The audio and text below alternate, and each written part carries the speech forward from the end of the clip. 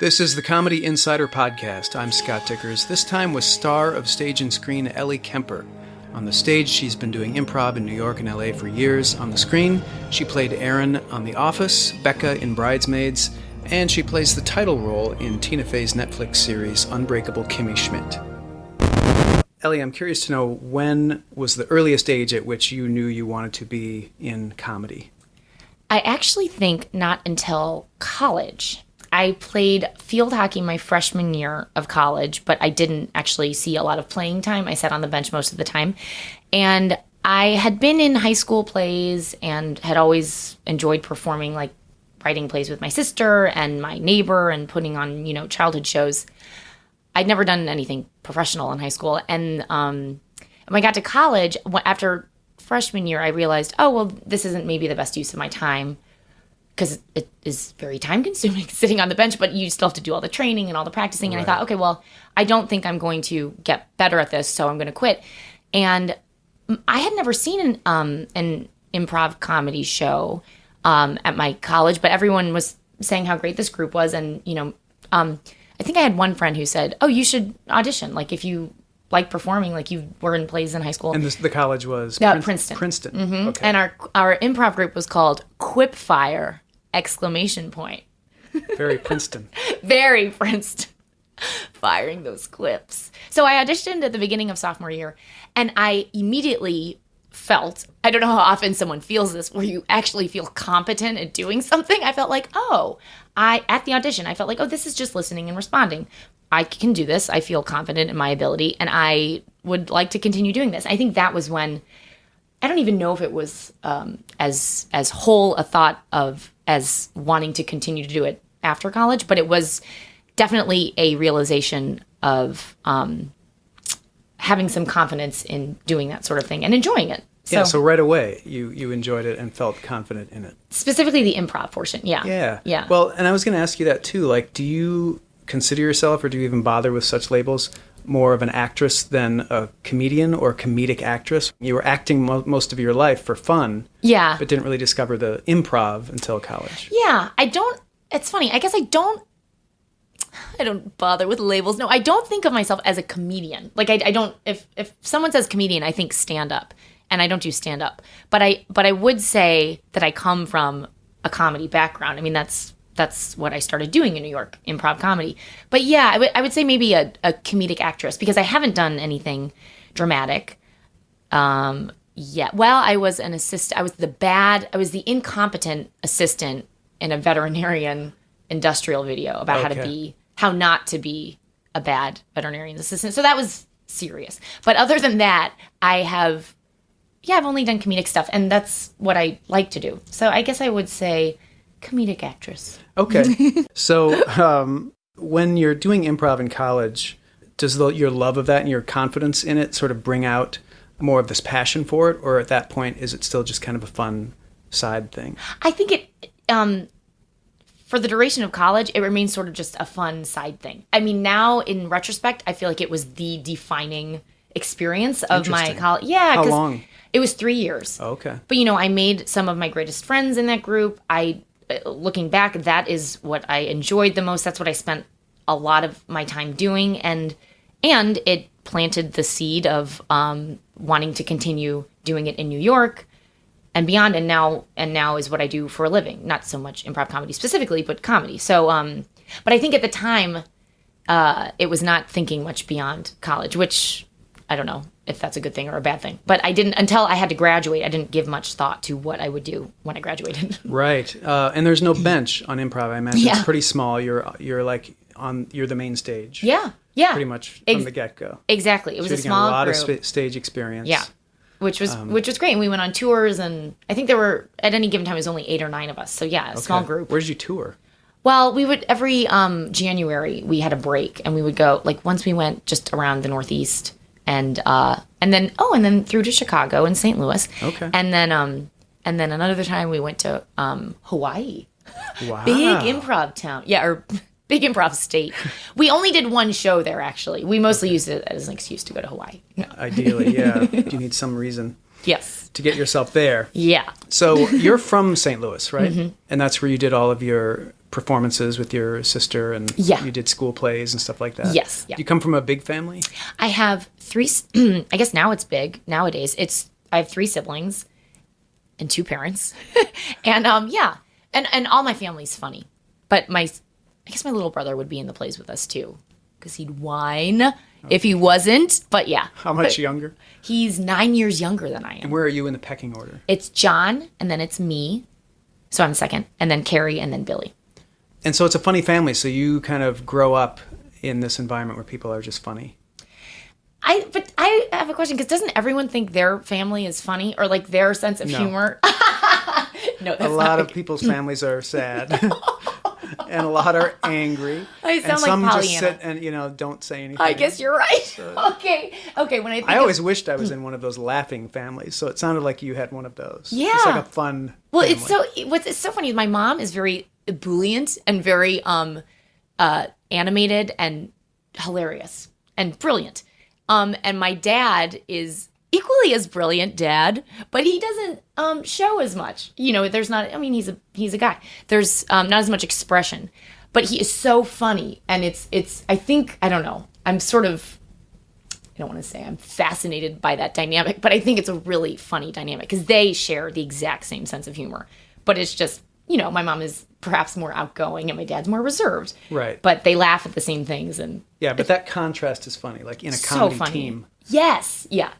So you sort of see your parents as a comedy team a little bit? Yeah. I guess I've never thought of it that way. They're like, what? But that's great, like straight man, joke man contrast. 100%. Yeah. And then it's also, it makes it that much funnier when sort of a deadpan man says something. The straight man usually gets the laughs. Yeah, exactly. Yeah. It's their reaction. Right. Or lack thereof. Right. So you said something in there that I want to dig into because it seems pretty interesting, that your mother was more expressive. Yeah. And obviously there's been a really big boom in actresses, comedic actresses like yourself, taking center stage in a way in comedy that they really haven't for a long, long time, or really ever. I wonder if that's one of the things you think of that women bring to the table, like a more expressive, a more emotive style of humor in general, or do you not necessarily segment that by gender? That's interesting. I don't think, again, my instinct is I don't think that I differentiate by gender. If I were to study it, I might come up with a different response. But I do think that women and men must, I guess, necessarily bring different things to the table when it comes to comedy. I mean, they're just, like it or not, we are different from each other. But I haven't really differentiated it. And I think that's because I've never felt like discriminated against or like there's any shortcoming just because I'm a woman doing comedy. But that is probably due to the women who have come before me and, broken down some barriers. That's interesting. Your experience has kind of been a post-sexism world of comedy? It kind of. And in fact, this, I'm not sure this is a fully formed thought, but I'll just spit it out anyway. I've only felt like being a woman is helpful because I think, unfortunately, people are stunned when a woman is funny. And so that helps. Comedy requires surprise. Yeah. So. Yes.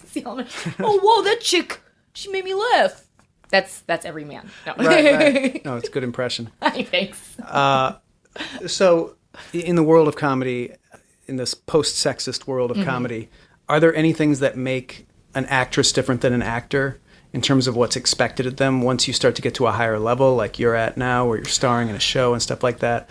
Things like physical appearance, weight, do those things ever come up in sort of, do managers or agents ever say, right? I'm just curious to know. Yeah. Well, inner workings. Yeah. I would like to say that the pressure is greater for women, but I was thinking about this a couple months ago, and I think that it's I don't think it's gender specific. I think that guys do have to worry about what they look like. I mean, if they're playing a schlubby part, maybe they don't. Like Seth Rogen doesn't have to take Pilates, but John Hamm might because that's his type. Exactly. So I think that if you're playing a matinee idol, then yeah, you do again, necessarily have to pay attention to that. But there are also, schlubby women parts where you don't maybe have to pay attention to that. But I do think whenever you're appearing on screen, there has to be an element of vanity attached to that. I don't think anybody doesn't care what they look like on screen. Maybe I'm wrong, but after a certain point, it is like, what can you do? I've been very lucky because I've been on shows and in movies where it's normal people. So there aren't. I hope I didn't offend anyone. People are like, I thought it was gorgeous. No, but The Office, for example, is an office, so it's full of people who look normal and everyday.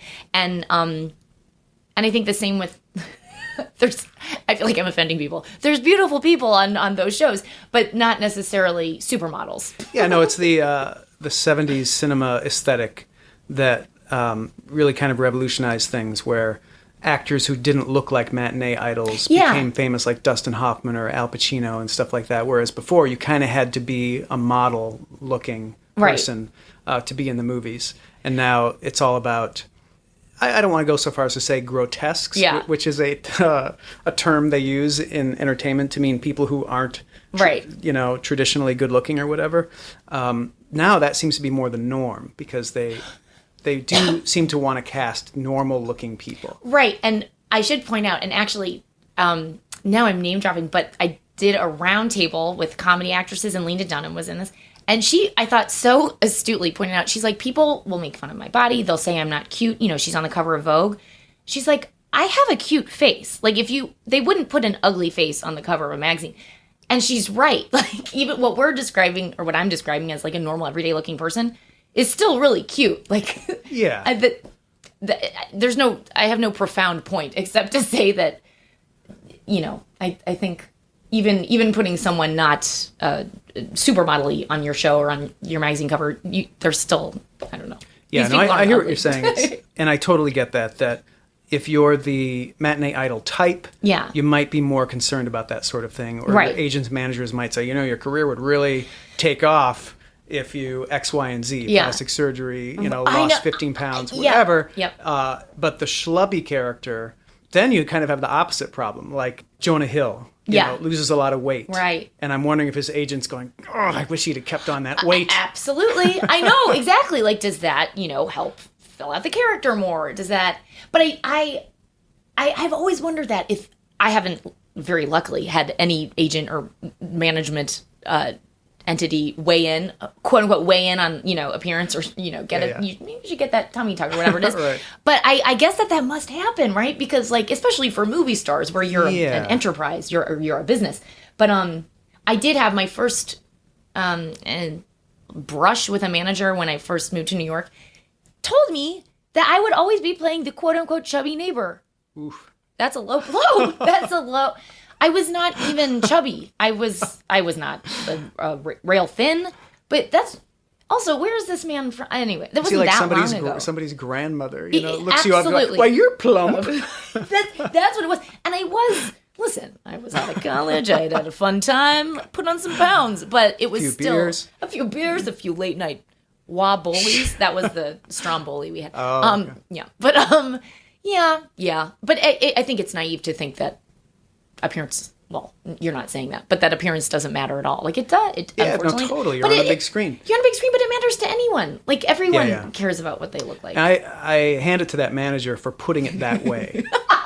Because he or she could have easily said, if you drop 10, 15 pounds, you could do X, Y, and Z. Instead, it was sort of spun positively. Like, here's the type that you're going for. The chubby paper. God bless you. It's not a bad thing. No. If it gets you work. Right. Yeah, and it wasn't obese. So. Right. Okay, so you get out of college. Yeah. And you love the improv. And you go to New York straight away, or what do you do? Well, I actually went to England for a year. And I, to school, for another year of school. What school did you go to? I went to Oxford. So Princeton and Oxford. So you're like a smarty pants that aced your SATs. Are you one of those people, or I did extracurricular, or what's your story? I did well on my SATs. Okay. It's not possible to lie about that. Did well in high school? And I got great grades in high school. I'm just bragging now. I did. I got good grades in high school. I don't think I got straight A's. I think I got, but I did very well. What was your major at Princeton? English. But do you want to know, I think that I did that because I felt that I would enjoy the classes and I should be a well-read person, but more that than a undying thirst for knowledge about English was literature. Was it lit or comp? Or it was both. Okay. Yeah, if I could do it again, I might major in art history. Just I love this. I mean, listen, just for something poor, because poor baby. Well, and you have done some writing, and I want to talk about that too. So, I mean, obviously, you are a good writer, and you learned how to write really well, probably in college. Maybe before. You're writing all those papers, but, yeah, and that's a whole nother thing. Like I said, I'm eager to talk to you about that. We got sidetracked there, so you go to Oxford. Went to Oxford, and basically, I did sort of a post-bac year. I took more English classes. I did not get a degree from Oxford, but I spent a year there taking classes and doing theater. And and it was good, but I knew when I was there, well, like, what am I doing? I'm sort of like treading water. I feel like I want to get started on this thing. So that actually was, I think when it clicked for me that I thought, what are you going to do? I think until you leave college, I mean, not everyone is like this, but I did not plan ahead. And it's common. I hope. I don't know. It seems foolish, but that's what happens. Because you're too young to know what you want to do at 21 or whatever. I think you are, but that's why I envy those people who at age 12, like my husband, who is a comedy writer, he was a absolutely bona fide comedy nerd. Like, and I was not, but he knew from age 8 that this is what he wanted to do. But I envy that. But anyway, it all worked out for everyone. Yeah, so doing the serious theater in England. Well, it wasn't serious. Oh, it was comedic. And it was I was in a children's play actually that we took to the Edinburgh Fringe Festival the following August. Okay. And that was awesome. And I spent 3 weeks there and I went around to see all the shows. And have you been? I've never been to the Edinburgh Festival. It's awesome. It's just 3 weeks in Scotland with all of this amazing Great theater. Comedy, yeah. Yeah. And then right after that I moved to New York. How do you get started there? And do you have a plan or do you just kind of dive in and try stuff? I guess it wasn't a fully fleshed out plan. My friend and since then writing and performing partner, Scott Dikkers, and I were in the same improv group in college, and he was a year behind me. So he was just graduating when I came back from Edinburgh, and we had a discussion. We thought, okay, we want to do comedy. Is it smarter to move to Chicago or to New York? And we made a list of pros and cons, and in the end, we decided to move to New York. Maybe a mistake, but that's what we decided to do. And I think the plan was we're going to start taking classes at the Upright Citizens Brigade Theater, at the People's Improv Theater right away. We're going to get temp jobs. In the meantime, we're going to try to get an agent. But the question is, oh, well, that's so easy just to get an agent. Like, how do you actually do that? And I do think it's so confusing. You can't get an agent unless you've performed in something, but it's hard to be seen performing something unless you have an agent. But you made the right decision because there are no agents in Chicago. Oh, are there none? Not really. Oh, not national great. talent Okay. agents, you know, who would go to improv shows. Right. But, in New York, at least at the time that you were there, agents would go to see shows at the UCB and stuff like that. And that's how I got I started with a commercial agent. And that's how, but I think it is like any field. You have to make connections. You have to get out there and network. You have to meet people. And what I did which I would imagine probably a similar thing happens in Chicago, is that we were able to get, I mean, I just said, how do you perform without an agent? But you are able to with theaters like UCB and the Pit, where you go through the system. You take the classes and you work your way up, and eventually you're performing semi-regularly. Yep. Yeah. And this takes you how long at UCB? It took a year to get through the classes, and we took back to back, went through all the levels. Did you do Pitt and UCB concurrently? Yeah. Okay. We were wild. It was all improv all the time. But just like college. I know. Like it sort of was. The magic. Well, that's like, what do they call it? Freshman year, like real world? Like in the real world freshman year where you're just starting off. Yeah. But it was sort of, you still feel so young, I guess. I don't know. I guess you don't really have that much responsibility. And you're taking improv classes and working temp jobs. As long as you cover your rent. Exactly. And that is what it is. You're like, okay, well, I got this month. And that's as far as you're seeing.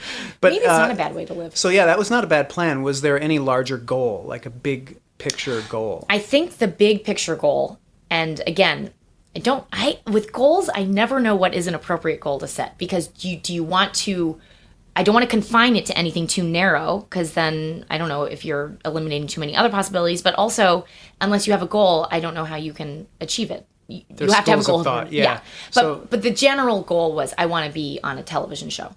So it wasn't more specific than that. So that was, I think, the overall vague goal. Did you have any idea at that time just how small your odds were? Do you know what? No. I think that's what helps. Yeah, the sheer dumb confidence of youth, right? Absolutely. Well, why wouldn't they like me? I have a friend who in college, she'd be like, I think I could be president. Who wouldn't vote for me? She was serious. She's like, people like me. So I think that's sort of what I was like. Well, yeah, no, that confidence can get you a lot. It's like a rocket leaving the Earth. You need a bunch of power just to break the atmosphere. Yes. Once you break the atmosphere, you can kind of coast. Right. And that's like between 15 and 22 is like leaving the atmosphere. Oh yeah, exactly. And you burn all that fuel, so then you have nothing but anxiety and guilt or whatever. Yep. But that takeoff is you need it. Sublime. Yeah. Don't waste that fuel. So you totally spent that fuel wisely.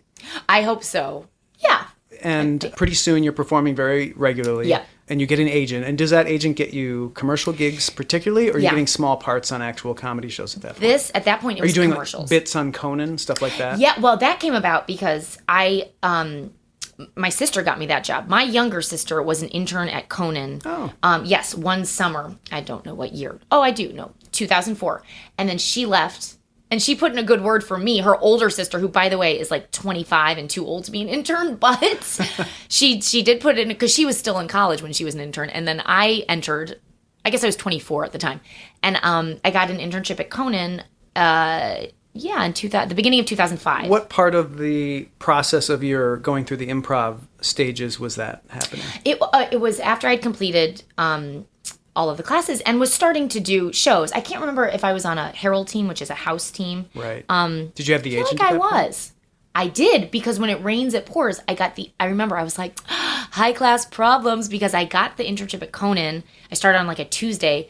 And then that Thursday I had booked 2 commercials which is very, anyway, that was a huge boon, because it's that seems unlikely. And to people listening, people are like, what's the big deal? But it felt like an amazing sense of progress. So, and the commercials are so tricky. I feel like once you do book a commercial, you are familiar to the people making the commercials, and you get cast again and again, which is very lucky. And are these all on-camera commercials? Yes. Okay.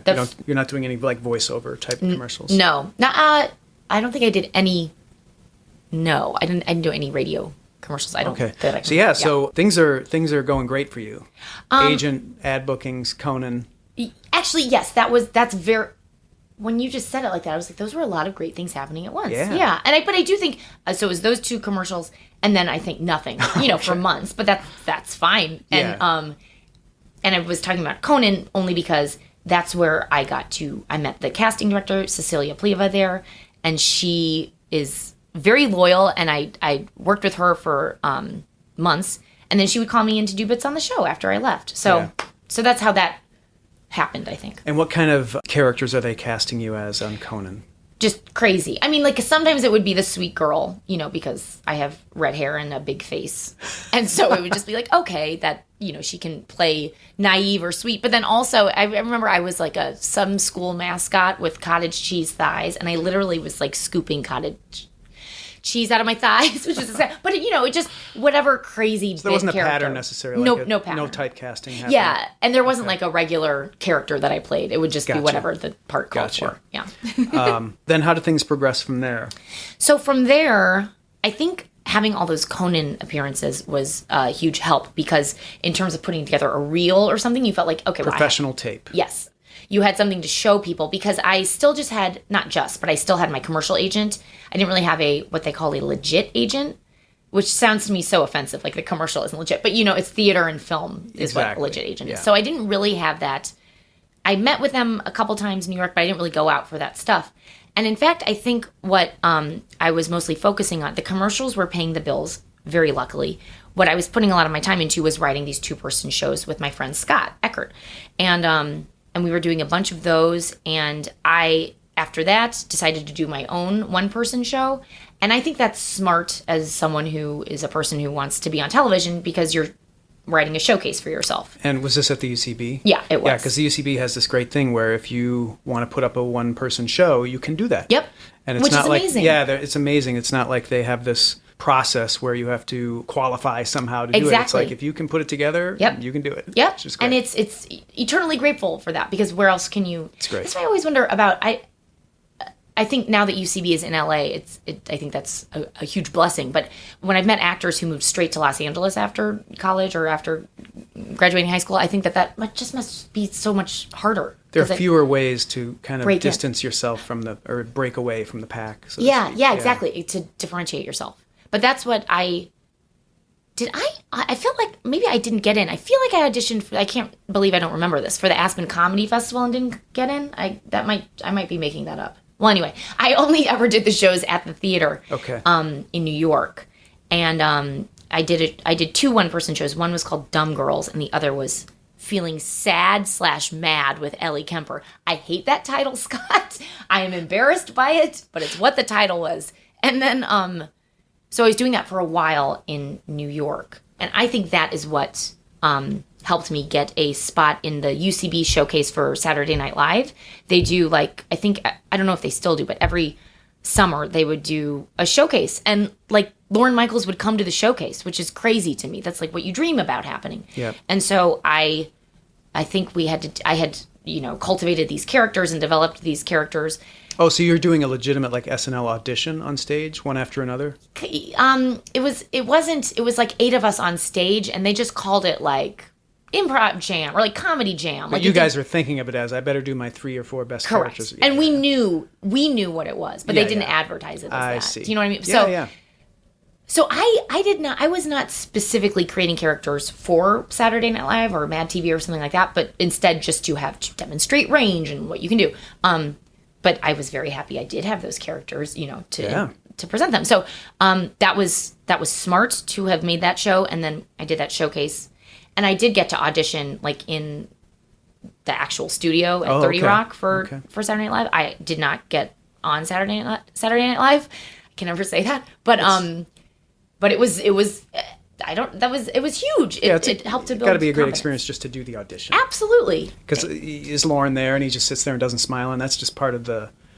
It's almost like a rite of passage for a comedic performer. Absolutely. And I remember because John Mulaney, he auditioned in the same year I did. He got hired as a writer after that.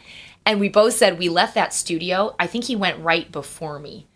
And he was there was so much energy going into it. And we both said when we walked out of the door, everything left our body. We're limp. Because it was so much leading up to it.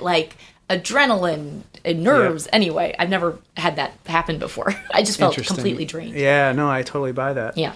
All right, well, let's back up for a second and talk about your writing, because you're writing these one-woman shows and these sketch shows with your writing partner. Is this the first actual comedy writing that you had done? Yeah, well, I'm trying to think if I'd written anything in college. I wrote one, I guess, humor piece about drawing for roommates, the lottery. The lottery, yeah.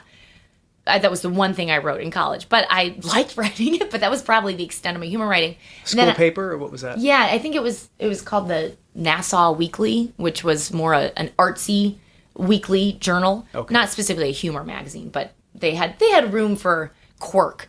And but then I moved to New York after England, and I knew that I knew 2 things. I loved The Onion. Oh. I'm sorry. Thank you. When I had spent a summer in Chicago during college, and I always knew The Onion, but now it was on the streets and every week. And I was like, this is the funniest thing I've ever seen. And I absolutely fell in love with it. Anyway, so that was right before my senior year of college. So I knew I loved The Onion. And then I also knew about this website called McSweeney's. And so 2 things happened. I started writing, as soon as I moved there, started trying to write submissions for McSweeney's and any number of, I guess, other online literary journals where you can just submit and you don't need to, know anyone, and it's open submission, which is great. And they don't pay you, but... And they don't pay you. But then you're getting paid, I don't know. Then you can put together a... Yeah, no, it's great. McSweeney's is a great publication, a great website, and it's a great exposure for a beginning writer. So I don't mean to knock it, but no. But it's true that they don't pay you. But it's a great opportunity. And also looks so great on a resume if you're trying to get a writing gig of any kind. I think. I think it's a good thing to have under your belt. And it took a while. They didn't accept anything of mine for a while. But you wrote a bunch of stuff. I wrote a bunch of stuff. I mean, a bunch of stuff that got rejected, and then they accepted stuff, and I just and just so I finish this thought, the other thing that I did was I looked at the Onion, and Joe Garden, who is our friend, was first alphabetically on the list of, I don't know what he was at that point. Features editor. Features editor, yeah. At that point, anyway, he was first alphabetically. So how did I get his email address? No, I think I sent him a handwritten letter. And I don't remember precisely what it said, but I'm sure if I read it now, I would cringe. But I was trying to be funny. And I was like, can I send you headlines? Anyway, he didn't say no. So I kept, I guess I must have gotten his email address at that point. So I sent him email headline ideas for a year, at least. He was very patient. And then finally one day he said, I'll bring these to the meeting. He didn't want to embarrass himself. Right. But anyway, that was enormously exciting for me. Yeah, and the fuel of your confidence clearly is working for you there, because rejection after rejection after rejection, the way you just described it, you indicated no dauntment, if that's a word, in there at all. It was just like, well, I got rejected a billion times, but I eventually, most people after the first rejection would be like, oh, I'm terrible at this. I can't do this. You just kept on going. You're absolutely right. And I feel flattered that you said that. And it's interesting though, because it's after like an acting audition where I feel like I did a horrible job, I'll be like, I will beat myself up. I'm like, you're nothing. You're terrible at this. You should get out of this. But with writing, why is it? Maybe I feel more in control of writing, because you decide what goes on the page. Yeah, you created this separate thing, but when you're auditioning, it's you as a person up there that they're rejecting. That's harder, right? I think that's what it is. Maybe that's what we don't like you personally. Exactly. But because you write a piece and it's like, well, we just don't like that thing that you pooped out. And exactly. And it's not you, and it's not your face. Yeah. Maybe that's what it is. But it actually made me more determined, I think, the rejections. Just like, but maybe I did think, but these are funny. You should run them. Total confidence. Again, blind. No. Yeah, well, I got a book when I was very young about how to break into the cartooning business, which I wanted to do. And the author of that book very wisely suggested that when you get your first rejection letter from the cartoon syndicate, frame it. Like hang it on your wall, save them. Like, that's great. They responded. Yeah. And just the idea of putting it in your head that it's a positive thing to get rejected, I think is key. And that you just knew that intuitively, that it was a positive thing. It was firing you up. I hope so. Yeah. Because I think, are you competitive? I think I'm competitive. Yeah. Yeah. So that helps to burn that fire, right. or fuel that fire. So exactly. Yeah, I remember. I'm even just thinking about it right now. I'm getting because it was just so exciting to have something that I enjoyed doing it so much, and competing for a spot. Like every Monday when they would send like. When they would read the headlines. Chet Clem would send around like 5 o'clock or 6 o'clock. And what they would do to our listeners is they would send a list to all the contributors and all the staff. And with the 50 or so. Short list. The short list that were plucked from that morning's meeting. Right. And it was such validation if I saw even one EK.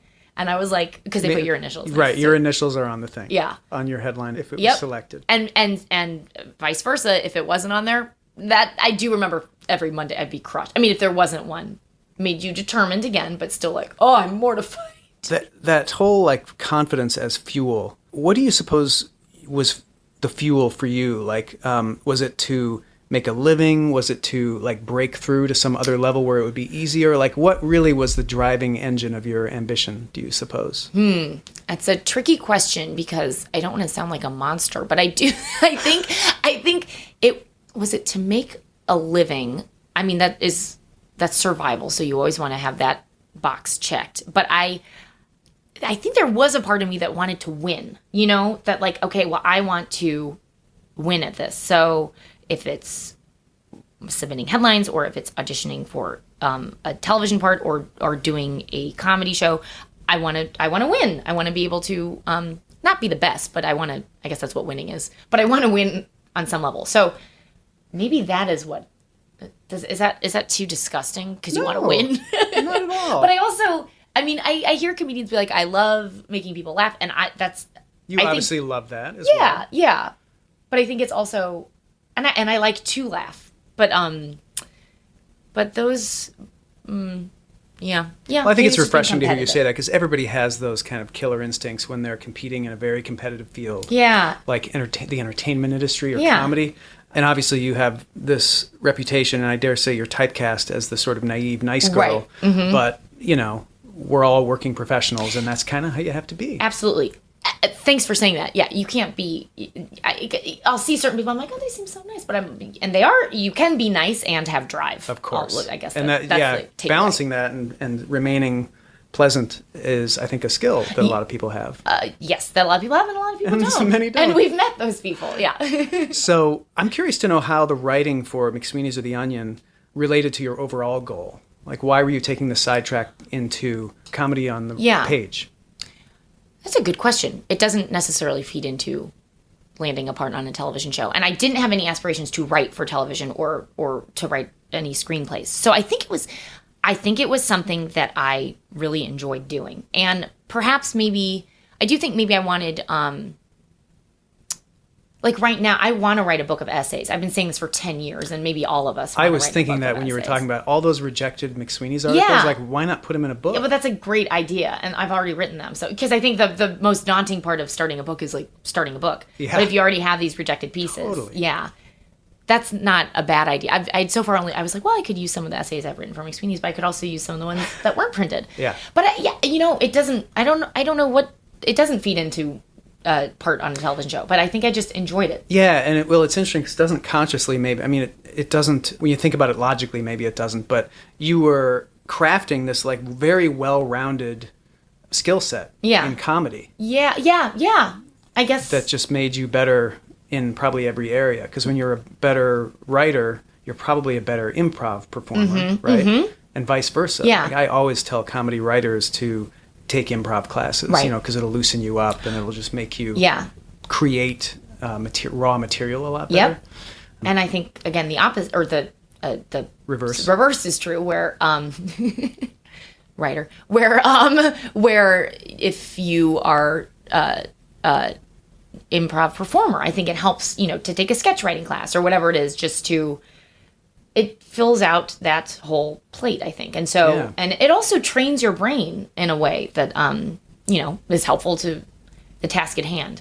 But I also, I think at the end of the day, it's like, I do enjoy, like, I like reading funny things and I like writing funny. It's just very satisfying. So. Well, that's interesting to hear, because a lot of writers do not enjoy the process of writing. They find it to be very hard and kind of grueling work. But you actually enjoy it. I should be specific. I like writing these short humor pieces that I like writing for McSweeney's, or short jokes, which are essentially headlines. Headlines are what? Or Twitter jokes. Do you do that? I don't, and You're I will not. Interesting. No. What's your story there? My story there is I am too much of a worrywart, and I agonize over things, and I don't have anything to add. Also, if I join Twitter, it's like I'm contributing then to the conversation. So people will say, "Oh, you don't have to respond to people. You don't have to engage in a conversation." Then why say anything if you're not going to engage? Well, you get to decide who you respond to. But I don't. You don't want to play that game. I respond to enough people. Are you on? I'm not. Kind of. I mean, I'm on there, and I used to try to do like a joke a day, because it's fun to have a joke go out and see how it lands with people. Mm-hmm. But I don't make use of the tool like a lot of people do. I think it's a great outlet for comedy, especially. Mm-hmm. And there are some people who are amazing at it. I dabble at the most. Yes, yeah. I think I'm too much of a fraidy cat. No, I am. The whole thing intimidates me a little bit.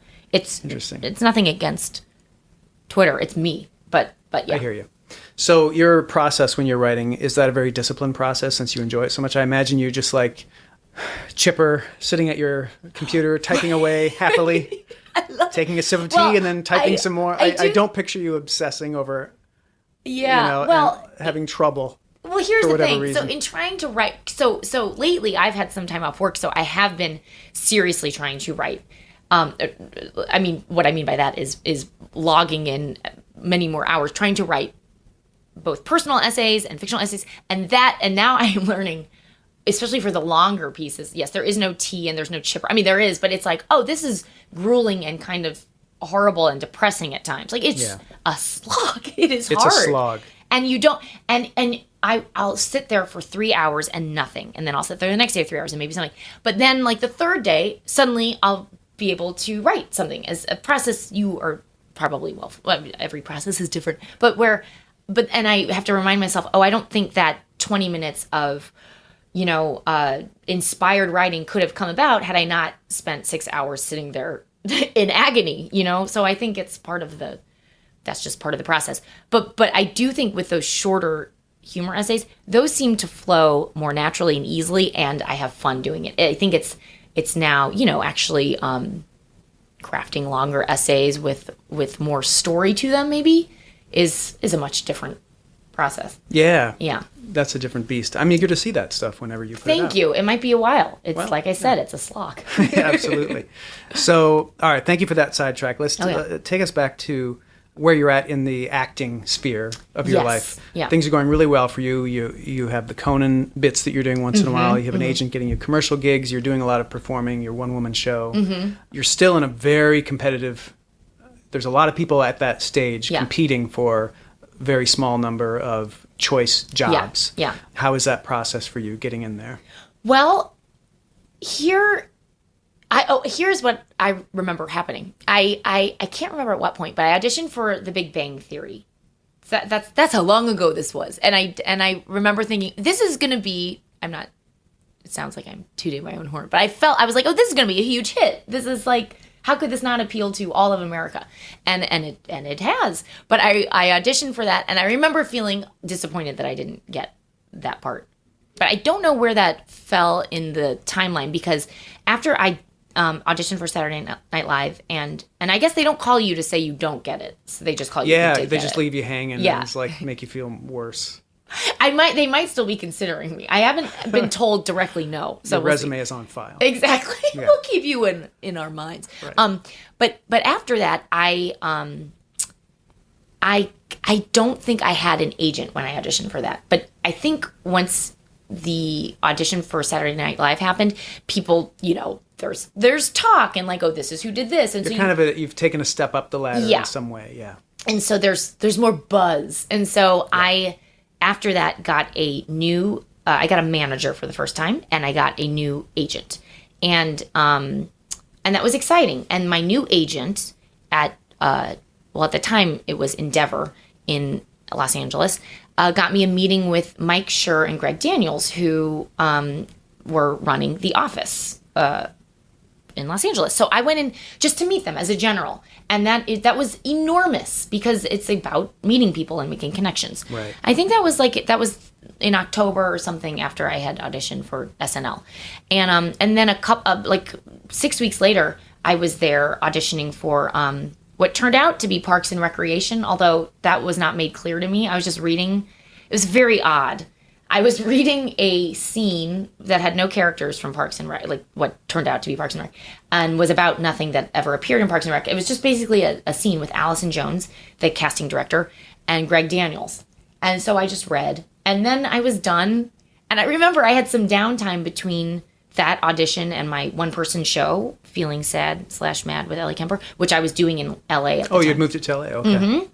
Which is great that UCB had a theater there. Yeah. And Greg Daniels said, he's like, why don't you, if you have some time, why don't you run through your show? Like, use this room to do, like, prepare for your show, whatever you need to do. I mean, he wasn't there. It was just so nice. I was like, okay, because he went back to work on the show that they were creating, Parks and Rec, and I just ran through my show, which was very helpful. Anyway, nothing ever came of that, and I don't, except the meeting Greg Daniels. Meeting him. Yeah. And so they're now, at least you know him, and maybe you hope that he'll remember you. Right. And then it was just being in the right place at the right time, because I was still doing my one-person show in LA that February, I think is when it happened.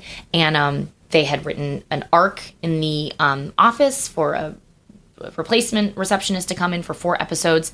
And so I got called in to audition for it. And it was great, because a couple of the writers had come to my one-person show, and then I went in and read for that part. So the first audition was more of a general, like, who is she? Yeah, I think so. And then the second one was specifically for that part. Specifically, yes. And yes. And so you go in and read a script that they wrote with this character? Yeah. Okay. And what was... Oh, I know. Her name was... My character's name is Kelly Erin Hannon, but Kelly, because there was Kelly Kapoor... to differentiate, this Kelly was spelled Kellie. And I remember thinking, oh, that's Ellie. I don't think it was. I don't know. I'm going to ask Greg. Maybe, no. Yeah, like did they have some inkling that they had already met you, so maybe they wrote that part for you? Maybe? Or I'm just a total like egomaniac. One of and the they two. did one of the two, possibly both. Right. Anyway, yeah, so that was a specific audition. The Office seems like a very improvised show. I'm assuming there's a good amount of improv in it. But you obviously have had a lot of acting experience. So when you read for them and you read the script, are you just acting then? You're just performing the part as well as you can to be believable? Or are you trying to inject a little bit of improv like in the audition in some way? Absolutely no improv in the audition. I think unless they specifically say, feel free to play around with the lines. You don't. I do not, and I don't think anyone should. I think it is so disrespectful to the writers. If I were sitting in that, I'm very fired up about this. Yeah. If I were in the room and someone was messing with my lines, I would just think, who is this clown who thinks he can just come in and change my lines around? That would make me. I feel like that is there's way too much hubris in that. So unless they specifically say that, and I don't think they said that because I remember sticking closely to the script. No, and some producers, directors will say that, or some writer, they'll say, that's a the, not an absolutely, right absolutely, yeah. But I don't mind that. That's a cool choice that you made, because I think it's wise. Like, I think it fits either type, or it fits the range of types that you might get at an audition. Right. Well, also, especially for something like The Office, which was a huge hit and beloved show that was on for 5 years. They got it. Like, they don't need your dumb improv lines. Yeah. But then once you get cast, does your life change, or is this just another job?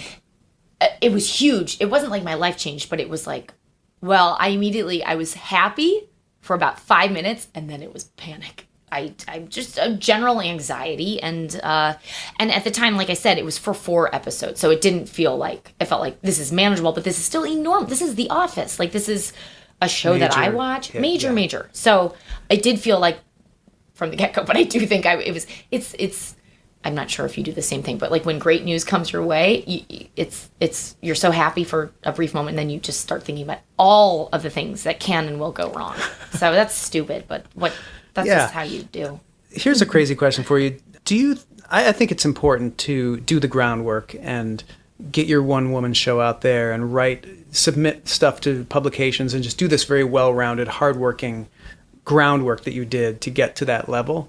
Do you think somebody like Greg Daniels, when he's auditioning you and he meets you, does he factor that in? Well, she has this one-woman show down at the UCB that's doing pretty well, so we know she's dedicated, she's ambitious, she has all these other qualities besides being right for the part. Oh.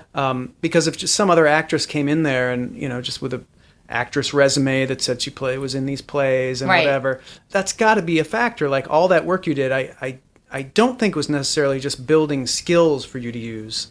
I think it's actually building somewhat of a reputation in the industry. Yeah, right? That's such a I don't think I've thought about that, but as you're describing that, yes, I feel like there's almost two different kinds of things at play. Because for that part, I do think a prospective employer or a future employer would be looking at, okay, well, what is her? I guess what you're kind of referring to as work ethic, like what work ethic or exactly. Ability to follow through or whatever it is. I think that for certain parts of the job, I think demonstrating a work ethic like that would be very appealing, because of course you also want to work with people who you want to work with. Right. But I think if it's calling for a very specific skill set, like a singer or dancer or some very specific skill, I think that is more like looking at, okay, well, she was in Cirque du Soleil or whatever, like she can do this thing. Yeah. But for something where I think it's like the whole package, like, well, you can act well enough, but I know that you'll be on time and I know that you'll cooperate and you won't be, Yeah, she's got her shit together. She can put on a one-woman show. Yeah. Yeah. Yeah, but I haven't thought about it that way. We can rely on her for a major TV sitcom. Exactly. Yeah. No, doesn't seem to have any drug problems at the surface. Yeah. Because they don't do any checks. Like, they don't. They don't. Yeah, right. So how else are they going to know? Yeah, that's true. I haven't thought about it like that, but yeah. Your 4-show arc comes to an end, and then what happens? And then it was the final 4 episodes. And what happened was they promoted Pam Pam, who was the receptionist. They promoted her to saleswoman. And so that meant that there had to be a permanent receptionist. And so that was, I was thrilled that that change took place in the story. And so that summer, they asked me to be a regular for season 6. And that was enormous. Must have been a special kind of thrill because it didn't come with that requisite terror because you'd already kind of gone through that. Yeah, exactly. It was done. It was like, oh, I got that. And I know this. Yep. And I met the people there and they're really nice. And I have to be scared for, yes, I will always be scared of everything. But it felt at least, the initial terror has passed. Right. You sort of let that slip out, but what do you mean by that? You'll always be scared of everything. Is that just like a general anxiety? Yeah, because I keep thinking like, oh, I'll stop being anxious. But I don't sense any anxiety in your history. Like, it's not like a lot of comedy creators like yourself kind of inject that into their work. They become the anxiety, personality comedian, or that's kind of the vibe when you read their stuff or whatever. Yours is always very playful and fun, and your characters are always kind of dopey and happy. Right? Yeah, for the most part. For the most part. So you don't use that really. That's more of a personal thing. Yeah, maybe like. I don't. Maybe I'm trying to think in writing in like jokes or essays there if there's an underlying. It might sneak through some of those. Okay. Yeah, but no, I'm a little high strung. But I think I approach most things with anxiety. No, before every one-person show, I remember like once I was like hiding under the covers before I had to go to the theater because I was like, I wasn't crying, but I was just like, I was very nervous and I just wanted to rest for 5 minutes. Anyway, that's just a general approach to the world. Yeah. Well, it seems like you sort of get it out of your system, but then you do the work, you suck it up and you do the work. I think that's what it is. It's like, well, you have to dive in, you have to do it. Yeah. And then it's over. And then the more you dive in, the more confident you get, presumably. Yes, but I think you never lose. You get more confident, perhaps, but there's still anxiety there. I don't know if you get like that or not. With some things that I'm not very good at or that I don't have a lot of experience at. Yeah. But it seems like the sort of the way your career trajectory has gone, it's like you keep stepping up the ladder. Like the next thing is bigger and then bigger and bigger. And so there's like new anxieties or new pressures. And I think that might be true too. Like where it's, I'm getting better. I used to get very nervous for talk shows, like late night talk shows. And I still get very nervous, but it has... it's gotten much better, but I think I would tell myself, well, you're just having a conversation. Why is that nerve-wracking? Do they call you beforehand and half script those for you? You're still which doing I never that? Knew. But it surprises me that they do it with you because you're so good at improv. Oh, but I think nice. they just kind of want to know what's going to be talked are the about. general? Yeah, exactly. Yeah, and everybody does that. To my just the late. I know the late nights do it, but I'm wondering if Ellen does that if she's just chatting. Yes, she does it as well. Yeah, she does it too. Yeah. And I think, and I thought you meant, does every guest do that? Oh, I'm sorry. No, because I know some are exempt from that if they're buddies with I think like Bill Murray doesn't have to. Exactly. I think, yeah. No, he doesn't. He's done. I don't know why that makes me nervous. But anyway, I also don't know why I brought it up. I think just another thing. Yeah. So now you're a regular on The Office, and that goes well. Yeah. It was and anyway, I sound, I don't know what I sound like. An idiot, but it's all the writing. The writing's great. So, and how much improv is going on the show? Steve Carell, I think, would probably improvise the most because he is the best. But I didn't improvise that much. But that's also because I was still the newbie, so I felt like, don't ease up. You don't need to. And I think we would always do many takes with it as scripted, and then there would be room, to clown around. But how much of that clowning around ever got on the show? 15%, 20%. Okay, I think it was good. Mostly adhered pretty closely to the script. Yeah, but for a TV show, it seems like that's a pretty high percentage. percentage. Yeah. I have to be honest. Whenever it's improvising on a set, it makes me nervous because I just feel like improv. I don't know what it is. I'm like, I get improv on a stage because you're creating a whole show, and it's ephemeral too. Yeah. But when it's on it, and then I'm like, well, now are we going to have to copy that again for the other camera setup and for continuity? Yeah. It's rough. It's different. There's a different energy to it. Yeah. So you're kind of reserved and not doing it the same way that you would do it on stage? Correct. I actually don't love improvising on this. Just because I feel like there's scripts. their scripts for a reason. Somebody worked very hard on that script. I know, but I'm like, this is the blueprint. This is let's build the house. So dorky. But anyway, but that I think I'm not as good when I'm doing it. This is probably why I don't like doing it. So you've done a very good job of leveraging all of the successes that you've had at every stage, parlaying that into greater success, sort of moving up the ladder. Now things are getting serious because there are bigger parts, movies, stuff like that is happening. Yeah. Do you start to sense a greater competition pressure at that point? Or any other kind of pressure? Or does it just seem like all the doors are opening now? It doesn't feel like all the doors are opening now. And I think that after, when The Office was ending, that was sort of my first real experience with pilot season, which is when all the new shows are coming out and writers are trying to get staffed and actors are trying to get parts. And I had been so lucky to have a consistent job for 4 years as an actor. That's unheard of. I mean, that's very rare and lucky. And then I made this pilot, and the pilot didn't get picked up by NBC. And I did feel like, oh, right. Like, no jobs last forever in this business. Were you the star of the pilot? Yes. It was very funny. I'm not saying the writing was very funny. It was called Brenda Forever, and I was Brenda. It was split between Brenda as an adult and as a 12-year-old girl. It was very funny.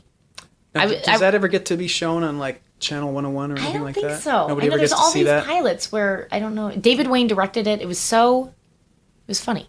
But then you start to think, oh, I got to get back out there, you know? Still have to work hard. Hustle, you still have to, the hustle like never has to stop. Never has to stop. And especially, it's life is long. And so, that was a blip. But very, again, the timing works out. Everything that you have done leading up to this has worked out. And when my pilot didn't get picked up, I had met with Tina Fey and Robert Carlock, who created this show that I'm on now. And who created it for you, right? They did, yeah. And which is pretty awesome. It's amazing. I think that they're geniuses. Yeah, top people. It's top. You can't get any better. Yeah. No, you can't. And so that is dreamlike. But that meeting probably wouldn't have come about if the pilot hadn't. If it had not, okay. So I think I don't think everything happens for a reason, but for that day, it seemed to work out. Yeah, no, it seems like it's all grist for the mill, and you seem to have that work ethic where you just keep doing good work and do as much as you can, and you never know what's going to lead to what. You don't know what's going to lead to what, and also it's meeting people, and it's my agent who got me a meeting with them. Like it's that everything. Yeah. It's never just one thing. I don't think. Right. And so that I was working on a movie. I had a small part in a movie called Sex Tape that fall. And then I was just this was happening while Tina and Robert were writing. Had you done Bridesmaid by this point? Yes. That was a while back. I think it was after like the 6th season of The Office. So my first full year on The Office. Yeah. And that must have been huge in terms of getting you just in people's minds for things. I think after it came out, because it's always, you never know what's going to resonate with people. And but it was such a huge hit. It turned out to be a huge hit. And so that's only a good thing. And by the way, I think it's great that it is remaining. I don't think there will be a sequel. I love that it's just one. It makes it that much more special. No one's asking me my opinion, but I'm telling you. Anyway, it was so funny also because that movie was, I knew who all of those ladies were, but no one was like Julia Roberts. Like no one was like movie star. And it was all just like really solid people in funny. The business that people knew, but nobody that to that point anybody had thought, well, they could carry a movie. Exactly. Yeah. It was more about the ensemble and and Judd Apatow was attached and and then it turned out to be so it was so wonderful because it was just making a funny movie. And I don't know what the expectations were or what, but it turned out to be well received. Yeah. So the Unbreakable Kimmy Schmidt show that Tina Fey and her writing partner created for you. Did it bother you that this is another sort of naive character that you're kind of being typecast as that? Doesn't bother you at all? No. I'm shaking my head. Because, first of all, anything that Tina and Robert would, bring to you, of course, you'd be a fool to say anything but yes. But also, I do recognize that as one of my strengths. I think that I know that type of character. I think I can play her. You look her. I mean, I look her. Like you said earlier. Yeah, I always think it's hard to... Well, Julianne Moore is an exception, but I always feel like it's hard to look at a redhead and feel anything but like, ha ha ha. Just because because we have red hair. It's perfect for comedy. Yeah, exactly. It's ridiculous. Yeah, Julianne Moore is a good example. She just has such a serious face. And that I remember her first breakout part in The Fugitive. Yeah. Was such a serious, kind of turn. Yeah. It was just like more mystique. Yeah. Which is another redhead thing, I guess. Yeah, but she can do both things. I cannot, but she can. Yeah. That's why she's Julianne Moore. She's an actress. You're a comedic I'm actress. a comedic actress, Julianne. But it's interesting how comedic actresses, speaking of Bridesmaids, can turn dramatic and it works really easily. And it's hard for a lot of dramatic actresses to do comedy.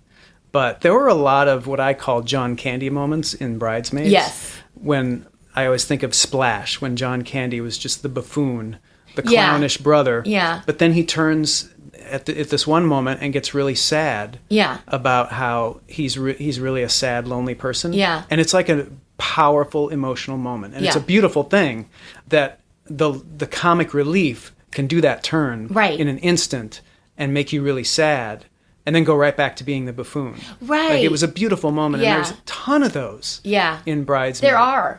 That's a powerful thing in comedy because people love to laugh, people love comedy, but people love to feel sad even more. It's very That's cathartic. like the holy grail. Yeah, you can make them cry. Exactly. Yeah, I think that's a rare skill to have. Yeah. And I was disappointed that I thought, we saw the what I call the secret part, which is the part after the credits or after the credits have begun. Yeah. I thought we were going to see a little tidbit from all of the Bridesmaids. Yeah. And it was just the one. Yeah, you're right. Thank you, I guess. Yeah. Yeah, it was just the one. It was funny. But it was very fun. And that felt very improvised. But you may not know. Maybe you weren't there. I didn't even know about it until I saw it at the premiere. I was sitting next to my parents. I thought, oh, all right. You were talking a little bit off mic about how odd it is that when you get to that level in this industry, the sort of pampering that starts to take place. Yeah. Tell us a little bit about that and like how that impacts your work. So I think it's so bad because and I was telling you that I read a quote by Mike Nichols who said that he had a discovery that he wanted to stop acting as much because it was putting him in a very childlike frame of mind where he was getting competitive with other people about but so-and-so has this and so-and-so doesn't have to go to set, but I do. And I absolutely fall into that trap because I think it's mostly, there's so few things that you feel in control of that you start to think that you really cling to the things you do have control of, like your hair. Like you're like, I really want my hair to be straight for this scene. And it's so stupid. And I do think I can see why some people become monsters. So because you're like the product in a way. You're the product. And also, it's stupid things like you can't leave set because they might need you for a scene. So because of that, everything needs, like food needs to be brought in to you. You need to have you're a like a little masseuse baby and everything else. Yeah, and it's so stupid. And I remember I've said this before, but once on The Office, I came home from work and Michael, that's my husband, was there, and I said something. I was like, Michael, I need a soda. Or I said it in such a diva way, and he was like, whoa. And that was he's good about that. He's like, you need to calm down. Who do you think you are? So, but yeah, it's, I think what starts to happen is if you start to go down that spiral, it's a bad spiral to go down to. Absolutely. And it's so how do you avoid, there. you look at actors who have somehow avoided that spiral and what sort of inspiration do you get from them? I'm thinking primarily of Tom Hanks. Yes. Who is the biggest of the big stars. Yep. But has masterfully avoided that spiral. Yep. So here's what I've noticed. I think that people like Tom Hanks, people who are, the most successful, tend to be the nicest people. Not across the line, probably, but it seems like that for the most part. And I think it's because you keep getting jobs because people like working with you. And I have really only worked on projects where the people who are in charge, Steve Carell, Kristen Wiig, Tina Fey, they're all very grounded, hardworking people who want a good finished product. So don't get bogged down in all the little, nitty gritty, whatever, vanity. They don't suffer the foolishness of that. Exactly. Also, diva behavior. Exactly. Which is there's no place for that. I also think that if you are having success maybe later in life, like not at age 18 or whatever, you have a better perspective on things. Maybe. Yeah. No offense, Justin Bieber. He has great perspective and a very balanced life. That's great. You're doing a second season of the Netflix show. Thank you. What are your goals now? You know, this is a great question. You got your goal. About it myself. I got my goal. I know. I'm in the process of figuring that out because this has been a bigger job than I've ever had before. And with that bigger job comes bigger responsibility. And so I've been thinking a lot about, well, okay, what do you want going forward? I think that I want to do this show I know that I want to do this show as long as it will run. I hope for years. And I also want to work on this book. And I want to live in New York, and I want to be able to exercise. I do like balance, and I need balance because I want to pay the bills, but I also want to have time to you want to live. Live, yeah. Yeah, you don't want to lose your 30s and your 20s like I did. A lot of people in comedy do, where they're just obsessed with the work. Yeah, and I think balance is great. I think it's great. It doesn't work for everyone. Some people don't like it, I guess. I know that I like it. I know I need sleep and balance.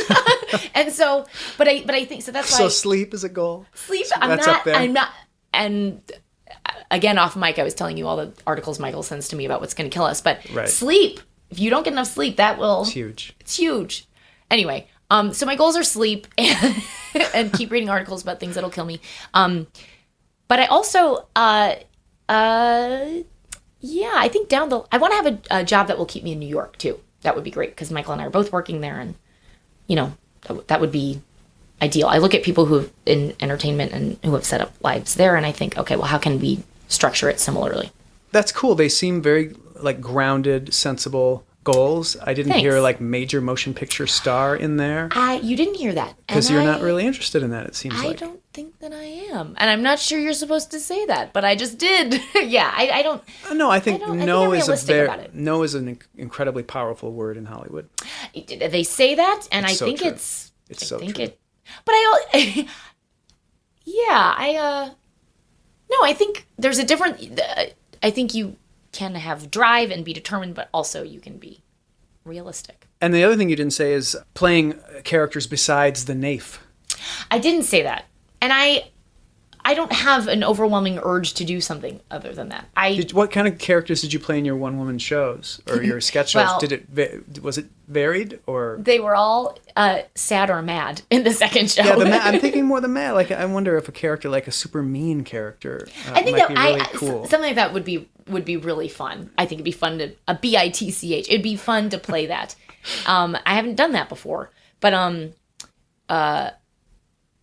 yeah, what I like about, to get artsy for a second, but what I like about this character, Kimmy, is that there is, because I think we know more about her than other characters I played, there is a depth to her that is, I guess maybe wasn't on display as much in these other characters. And so it's a great combination of being able to play this naive, because she was missing for 15 years, naive, cartoony girl, but also who is a very, like an overwhelmingly strong, resilient, tenacious woman. Yeah, which are qualities that your character in The Office did not have. Correct. Or Bridesmaid or any of the other things you did. Yeah. Just because I don't, there wasn't, I guess, as much time to explore that. And in this show there is. And so, so in a way I feel like, well, that's great because there is more to play there that is beyond the naif. Yeah, yes. And it's going to be exciting to see, if the show goes for years beyond the second year, if things start to get really creative and really silly and they start to mix it up. And I love when TV series get into sort of the moonlighting era where they just start, let's do a crazy episode this week or whatever. Yes. That would be fun to see you stretch in those ways. Oh, that would be that's why I hope, like you said, I hope it goes for you want years some and years on those. Yeah, That'd be great. Well, thanks, Ellie, for your time. It was really Scott, fun chatting. Thank you so much. I only talked about myself, but thank you. That's what you were supposed to do. Okay, good. Okay. Goal accomplished.